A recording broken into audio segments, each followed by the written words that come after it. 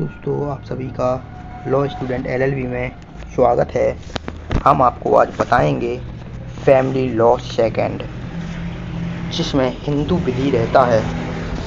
हम आपको पढ़ाएंगे जो मोस्ट से मोस्ट रहेगा, जो एग्ज़ाम की दृष्टि से आएगा। हम सारी क्लासेस हिंदी में लेते हैं, हिंदी मीडियम वालों के लिए फ़ायदे में रहेगा। तो आप चैनल को सब्सक्राइब कर सकते हैं और फॉलो भी कर सकते हैं, जिससे आपको सारी वीडियो मिल जाएंगी। तो आगे चलिए, हम बिना टाइम गवाए हुए चलते हैं। देखिए,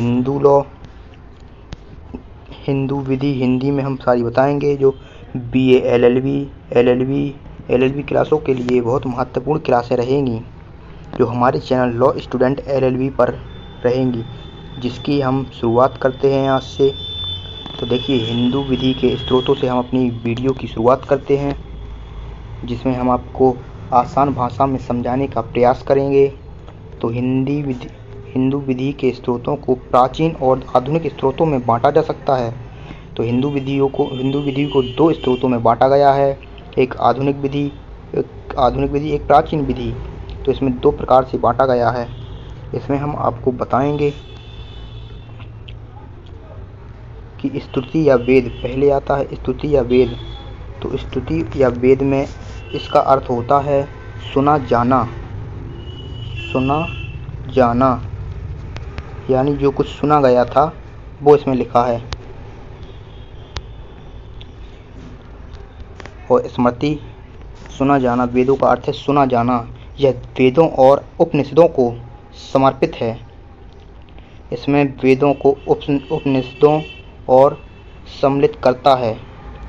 और इसमें एक चीज़ और है, इसे सबसे सर्वोच्च और प्राचीन ग्रंथ माना जाता है।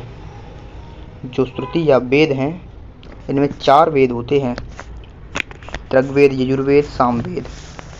अब हम दूसरी में करते हैं स्मृतियाँ। स्मृति आपने सुना ही होगा। स्मृतियों के बारे में, जो स्मृति का अर्थ होता है शब्द किया गया हो, जो याद किया गया हो, उसे स्मृतियाँ कहते हैं। सो वेदों की व्याख्या और नियम रहते हैं इसमें। इसकी व्याख्या में जैसे वेद हो गए, उपनिषद हो गए, तो इसमें मनुस्मृति में, जैसे इस उदाहरण के लिए से मनुस्मृतियाँ हो गई, नारद स्मृतियाँ हो गई, इन सभी को इसमें शामिल किया गया है, जो स्मृतियों में आते हैं। इसमें सामाजिक नियम बनाए जाते हैं, नैतिक नियम, सामाजिक नियम और नैतिक नियम होते हैं।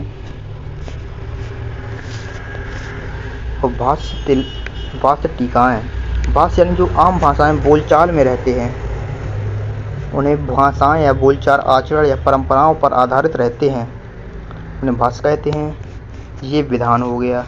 जो हिंदू विधि अधिनियम 1955, विवाह अधिनियम 1955, ये जो अधिनियम है, इनके अंतर्गत विधायन आता है। जैसे प्रथाएं तो आप लोग जानते ही हैं।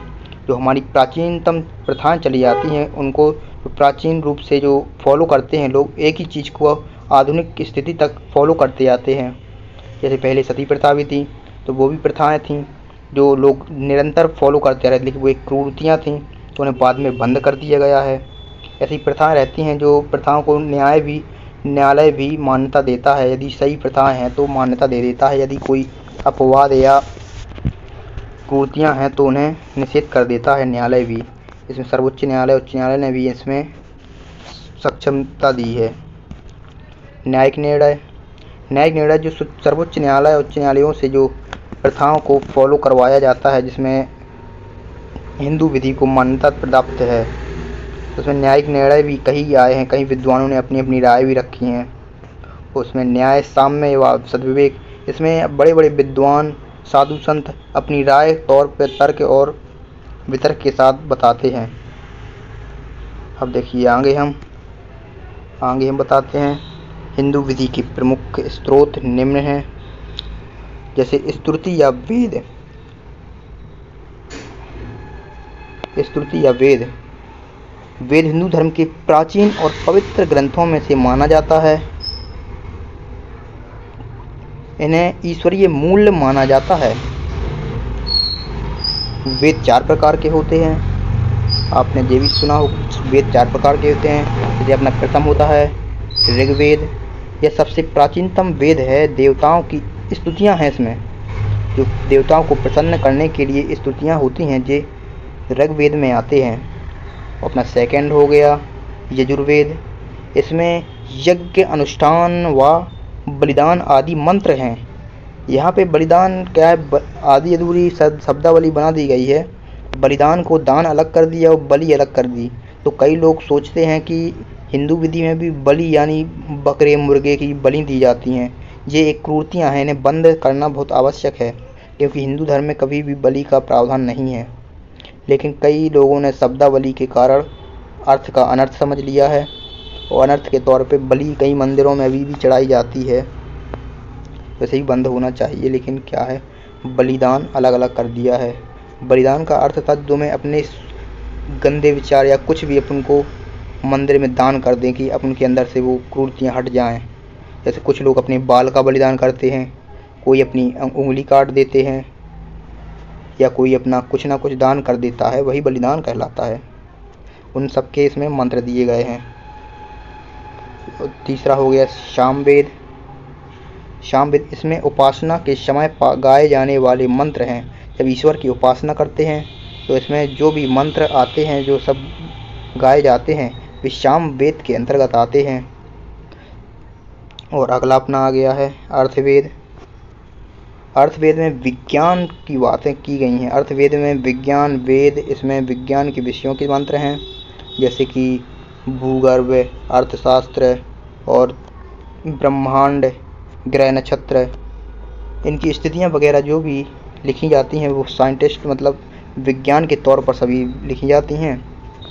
तो इसी के साथ हमारी आज की वीडियो समाप्त हो गई है। यदि आपको थोड़ी भी अच्छी लगी हो तो वीडियो को लाइक करें, और आप चैनल को सब्सक्राइब कर सकते हैं, क्योंकि ये हमारा फर्स्ट एक्सपीरियंस था और ये हमने फर्स्ट वीडियो बनाई है, इसलिए इतना सक्षम जितना भी रहे हो, आपको यदि कुछ ना कुछ समझ में आया हो तो हमारी वीडियो को लाइक कर दें और चैनल को सब्सक्राइब भी कर सकते हैं। इसी प्रकार हम प्रयास करते रहेंगे कि आपको सरल से सरल लैंग्वेज में, हिंदी में आपको समझाने का प्रयास करते रहेंगे।